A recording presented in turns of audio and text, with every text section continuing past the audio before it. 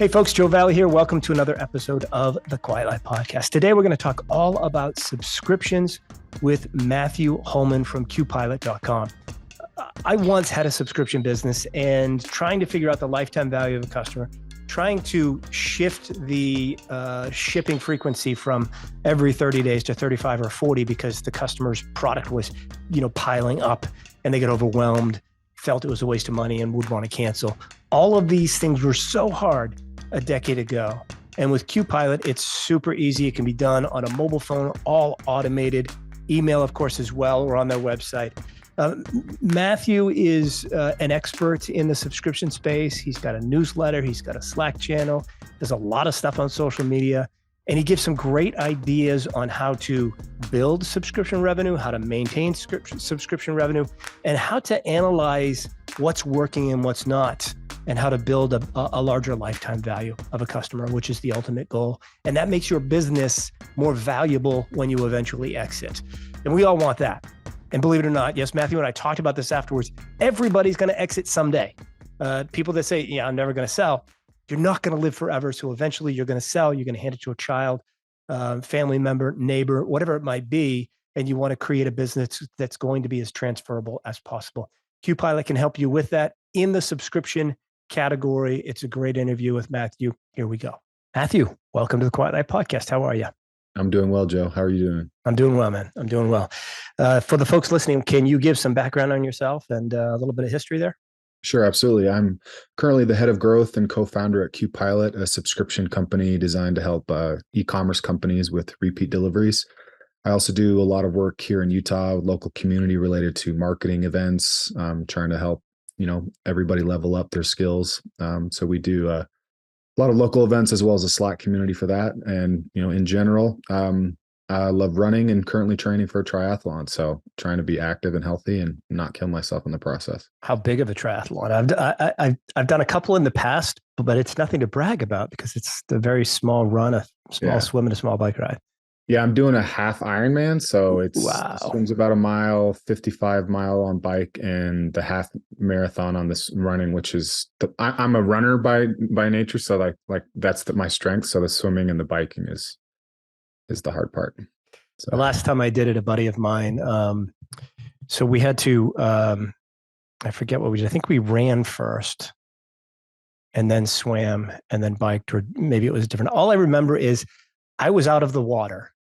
Actually, I think we swam first. You had to swim down the coast, right? And then back up. So you're dealing with the tide and the waves. Right. And then on top of it all, once you're done swimming, you run back down the beach. It was in the dunes and things of that nature. And I just remember at one point, I'm running back and he's finally coming out of the water and almost finishing in. And the poor guy, he's standing on the beach throwing up. I give him credit though. He finished the entire thing. He came in dead last, but he finished the entire thing. That's he had no quit in him, but he did finish. Dedication. And a much, much easier triathlon than you're doing for sure. All right. So head of growth and co-founder at QPilot.cloud. Explain to me and us, everybody listening, what QPilot is and what you do there. Sure, absolutely. So I think a lot of people are familiar with the concept of subscriptions, whether you're talking Amazon Prime or Netflix. We specialize in physical goods subscriptions. So say you're getting pet food delivered to you every month, or CBD, maybe you're getting a protein powder or a cosmetic kit or something like that. So a lot of brands are really great at the acquisition side of things, but you typically need software and some other kind of logical development capabilities to make subscriptions work really effectively. So our whole goal is to make a great customer experience for our customers' customers. Back in the day, Matthew, I had a subscription business, a supplement business, and 35% of my revenue was recurring. It was a royal pain in the butt because this was back in 2010. There wasn't really any software other than an Excel sheet or Google sheet, trying to figure out my lifetime value of a customer. And the biggest thing for me and the biggest challenge that I had back then was that, it was a supplement package geared towards digestive health. And inevitably, people would miss a day, 2, 3, 4, or 5 a month. And they'd end up winding up with so much, right? Because when they got behind, the system automatically shipped in 30 days. And then they'd have to call and cancel. And then, or manually, our customer service representatives would change the shipping period, delay something, and things of that nature. And it was very labor intensive when the Right. customer just saw, I'm frustrated. I have to quit. Exactly. I have to I'll quit. just go get this at GNC or something. It'll be Well, easier. Or no, mine was better. okay. You couldn't get it at GNC. They did try to get me to sell it there, but it was a total ripoff. That's another story altogether. But how do you solve that problem in today's world with software? Because back then Sure. it wasn't software; it was human based. Well, I think the way I like to kind of try to explain is that most subscription software is built from a billing perspective in the sense of like it's good at taking credit card information. It's not really good at like dealing with an order needs to change. I've got too much. Instead of getting it every 4 weeks, I need to change it to 6 weeks. Like the credit card part of that's the easy part. The logistical, how that order flows through your typical e-commerce workflow and into your fulfillment center is where things get really, really messy and complicated. And it's just in the last couple of years that we've seen the rise of like apps that are started to like, innovate in this space and make that easier and stuff. And QPilot is built from a logistics standpoint. I actually worked for a shipping logistics technology company before I joined QPilot and subscriptions, which is kind of an interesting background, right? So really, it's about figuring out back office processes so that if a change happens, what are all the other dominoes that need to either be lined up or that fall after once that change makes place, right? So if like somebody wants to switch out a product, is that inventory actually available? If they're going to be at a different address, can you recalculate shipping for them, right? And is it something that can be done self-service, or if your customer service team is having to do it, is it something they can just easily do on a back end without having to open up Excel sheets and manage all that other data? And it's not something that has to be built into my website necessarily. This is software that can be added onto it. Yes, that's correct. Can it be done in the world we live in today, just on my mobile phone? If I want to change the frequency, delay the shipment of this one for 10 days, and then change the frequency to 40 days instead Absolutely. of 30. You can do it through a text, through a chat bot. You could even do it through Slack if you wanted to. What about canceling? Do you make it convenient for customers to cancel? Yep, absolutely. You have to. I think in today's age, I mean, me personally, like I don't want to be, our software isn't trying to support gym memberships where it's like impossible to cancel. It's really all about customer experience. Yeah. And so a lot of what we do is we try to help brands figure out how to demonstrate value so that cancellation is really just, you can't always make everybody happy. So some people are going to quit, but you never want to lose somebody because they get frustrated because of product or customer experience or anything like that. Yeah, I would think that canceling would be the last option that you want, Right. and that you could serve up a bunch of different alternatives. What would some of those alternatives be to canceling that software can help solve without talking to a human at this point? Sure. So there's two things about it, right? Like when it's actually happening, you can make, there's certain types of like logical flows you can get into where you're asking somebody like what's wrong to see if maybe you can solve the problem.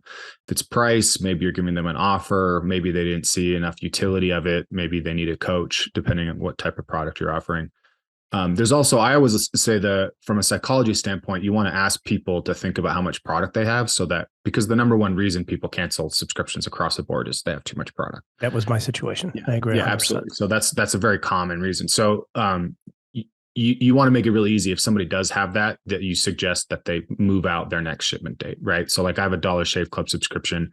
When I get too many razors stacked up, I just push out the frequency. It's really, really simple. From a proactive standpoint, you want to start to understand the reasons why people have too much product. So like in the example of like your gut health supplement company, maybe if people are skipping because they forget periodically, right? Or maybe when they first get it, it's hard to make a new habit.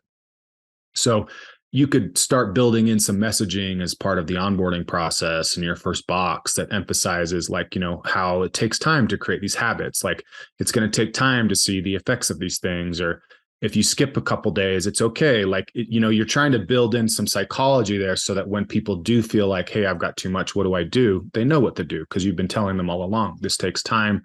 If you miss, it's okay to just to pause or skip, that kind of thing. So is all that built into the software in most cases, or because it sounds a lot like email marketing?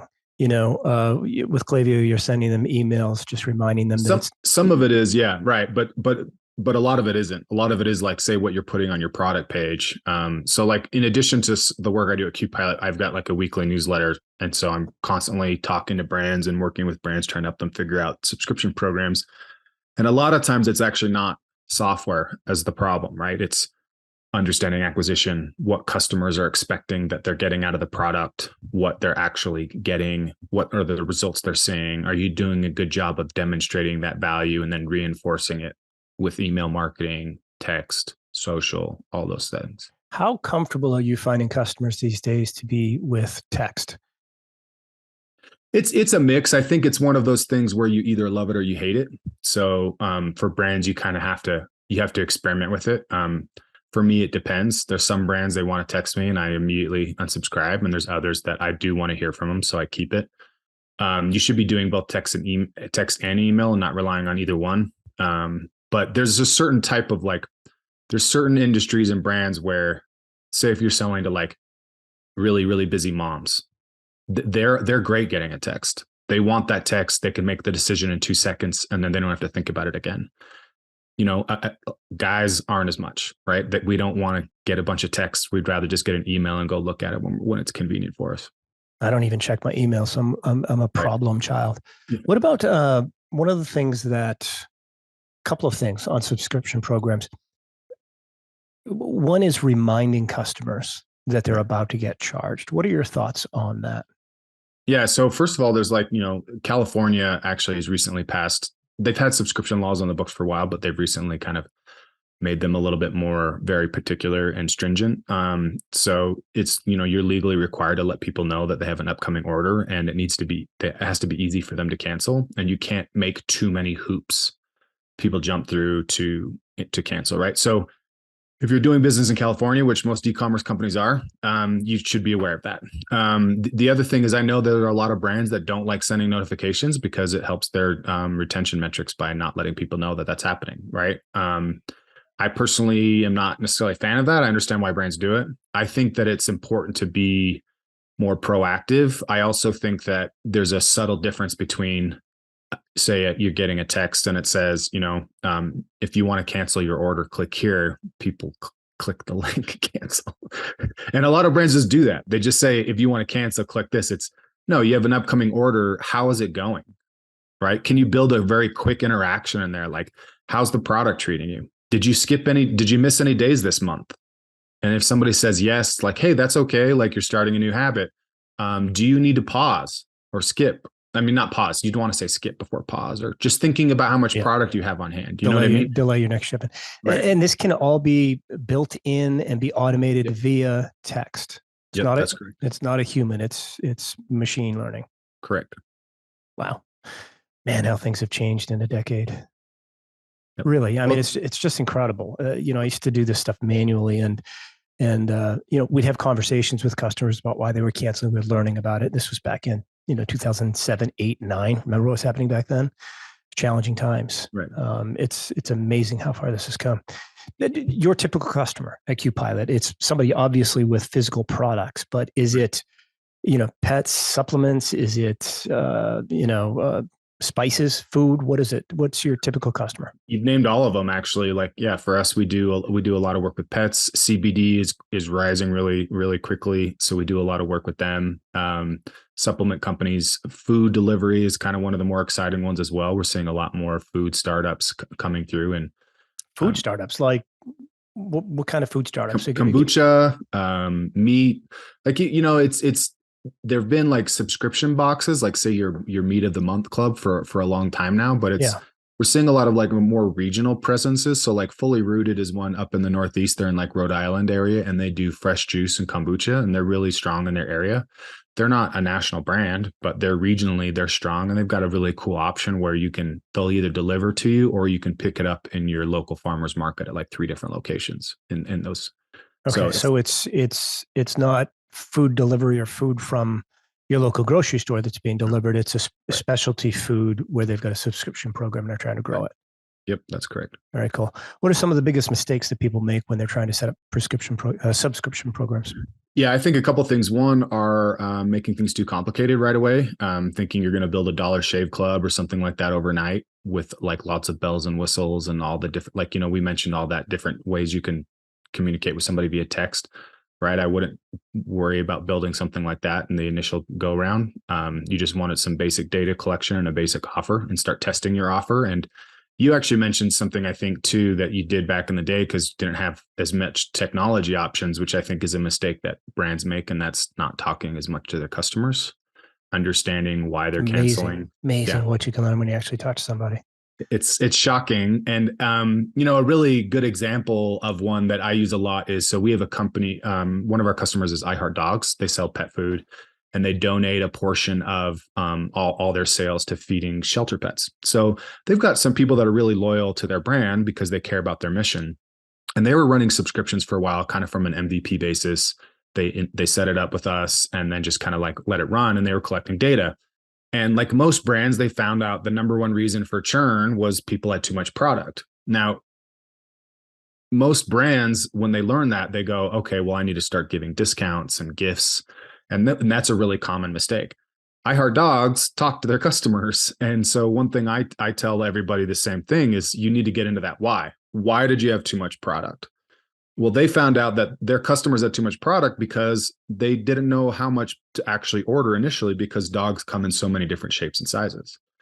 And so they, as a company, now they go for version 2, they go back to the drawing board, they redesign their product page. Now, if you go to I Heart Dogs, all their products, you can see it has you select the size of dog you have. And depending on what you select, it selects an amount and a frequency for the subscription for you. So that kind of dev work is costly, but they had a ton of data and talking to customers that made that justified that expense. And what happened? They doubled their conversion, literally doubled their conversions on the product page, and their retention went through the roof as well, because now they addressed the number one reason why people were churning. And they wouldn't have been able to do that if they hadn't actually talked to people to figure out why. Yeah, some of this isn't rocket science. It's pretty simple stuff. Yeah. You just mentioned churn. I mentioned lifetime value earlier. I find these things can often be very, very difficult to calculate, right? Especially, lifetime value of a customer. And it's critical because you need to know how much money you can spend in order to acquire the customer while calculating lifetime value and your profit margin. Does software like this help make that easier? Or is it still just a grind trying to figure it out? It does, because it can track like how much money each individual customer has spent with you, and then aggregate and create averages for you. It can get a little bit messy with discounts when you start like throwing a lot of discounts in the mix. Not all software is like great at, like, it's tracking base price instead of discounted price, so it can get a little bit messy. But most software can calculate that pretty well for you. What makes it still a little bit hard is depending on how you're like segmenting people. So like if I run a Facebook campaign and my landed cost of that customer is $30, but my Google campaign's $20 and my affiliate campaign's like $40, my software, my subscription software isn't segmenting based off acquisition channel. So that's where things start to get a little bit messy if you end up aggregating people. So it's hard to do that part to get really accurate. How important do you find as a marketing expert in the subscription niche? How important is lifetime value of a customer and calculating it properly? I think it's, what do you think the most important metric is for people that are trying to grow their subscription programs? I think that's it. It's, for me, I always try to simplify things as much as possible. So if you can aggregate things, sometimes you're forced to aggregate things. Like I mentioned, you can't segment people out based off of acquisition channels. So understanding your typical customer, there's simple ways to do that where you can start testing like offers on those channels, and then you can see conversions go up, and you can use Google Analytics to start tracking some of that. But what I think it gets really interesting is like within retention is not looking at averages as much as you might think. So for example, like the average life of a subscription might be 6 months, but that's heavily skewed by people that cancel initially. And it's heavily skewed by a core group of people that might stick around for like forever. Right. Yeah. So it's not about average. It's about looking at like, what's your retention month over customers you acquired in July. in August, in September. So that's the type of analysis you can make easily with subscription softwares from a time standpoint of how you've acquired customers. So looking at those common drop-off points, you can start to understand how those cohorts are behaving. And so one simple idea is if I'm going to run a special, I'm going to run a special on my website, and I'm going to track at least the people that signed up during that special. And so I know if that special was effective or not. And I know that core group, I can look at their lifetime value and know that I acquired them at a different price, right? So that's where you can start to make more, I think, really positive changes, because most subscription brands are just trying to acquire more and more subscribers as quickly as possible. And they're not always connecting the acquisition costs with the lifetime value. So yeah, anyway, we talk about this all day long. We could get deep into the weeds for sure. Does software like this track? It probably doesn't. It's a simple answer, probably. Chargebacks. I find that subscription models often mean higher chargebacks because they're not communicating with the customer, and they try to cancel and they can't. So the easiest thing is just to do a chargeback with American Express or whatever. How does that play into, subscription software like this, if at all? Yeah. So most subscription software is not including something that's tracking that. Like if you're on Shopify, there's a really great tool called Churn Buster. Like it's a separate app that you would add in that's tracking that type of thing. And as well as because it's also trying to anticipate when credit cards are going to expire, a few other things. So yeah, there's a lot of technical stuff that goes into the billing aspect. So it's something you're either adding on, you typically have an add-on so you can connect those two things. Okay. You mentioned a few minutes ago the fact that some customers stick around forever, while some, are there for 37 days, and you look at the lifetime values on average. Is there a way to do you just keep taking money from those customers that are incredibly loyal and stick around forever, or is there an automated way or a benefit to offering them some sort of loyalty discount or additional product or anything like that in your experience? Or do you just leave well enough alone and keep taking the most money you can from them? Well, that's the thing is, though, you can't leave well enough alone if you want to take the most money you can from them, right? You want to be able to start selling them other products. So I think if you are starting to identify a core group of customers, that's phenomenal. Like get deep with those customers to figure out what attributes, what value they're getting, and how can you find more customers like that, right? Automating processes around upsells, offers. Like I think any brand with a diverse SKU, meaning they've got more than just one product they're offering, should be offering those as gifts as well as upsells once you hit like a couple months into a subscription, because people are liking and trusting your product.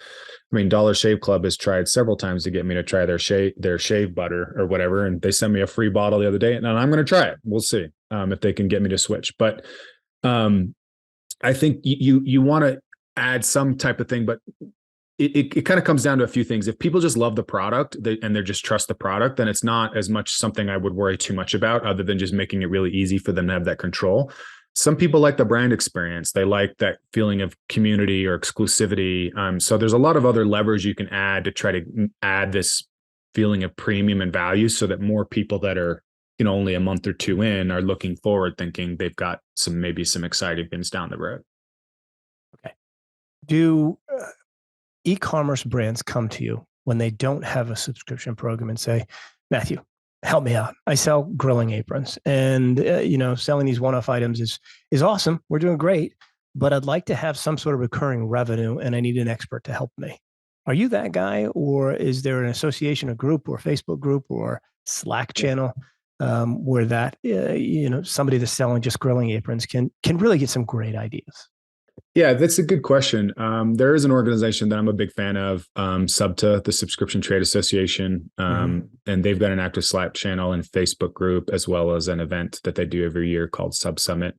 For me, I do have those conversations pretty regularly. I'm pretty active on social with my content, so I end up getting a lot of those types of questions, and so I'm more than willing to, brainstorm some ideas around there. One of the most common things I say when I get those questions is just trying to get people to tell me more about what they understand about their customer. So for example, I had somebody ask me recently about a podcast. He does podcasting services, and he has a package that he sells, and he was curious about some subscription tips. And I was asking, well, how many people come in and they only want half of your package?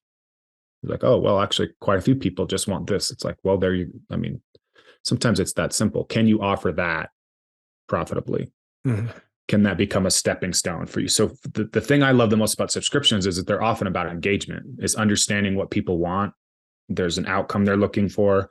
Can you give them that outcome and then help them along that journey? And whatever that journey is, whether that's, better gut health, whether that's podcasting, whether that's grilling, if you can start to engage with people, you can start to be part of that journey with them. And that means you can sell them more.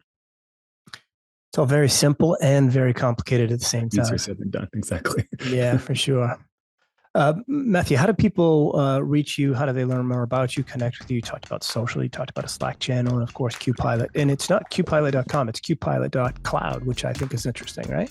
Yeah, absolutely. That's how we started. We actually did launch a new website, QPilot.com. We have all our documentation and fancy stuff on QPilot.cloud still, which is a little confusing. Okay. We're working on getting those results reconciled. Yeah, for me, connect with me on LinkedIn, Matthew Holman, QPilot. I'm on Twitter, Subscription Doc. Those are some great places. I'm always happy to connect. Your Twitter handle is Subscription Doc? Yep. Very cool. I like that. All right. That's and I've got a weekly newsletter people should check out. You can hit my LinkedIn. I've got the LinkedIn there as well, but it's the newsletter is from you get access to it from LinkedIn. Yep. Yeah. And what's it called? Subscription Prescription. Man, what great titles. Do you come up with these? No, you like some of them. Some of them. My co-founder, interestingly enough, my co-founder at QPilot, David Bradley, is an advertising major who started doing technical implementations for NetSuite, and he's a product guy, but he has an advertising background. So we have some fun conversations bouncing ideas around. I bet you do. It's memorable, all of them.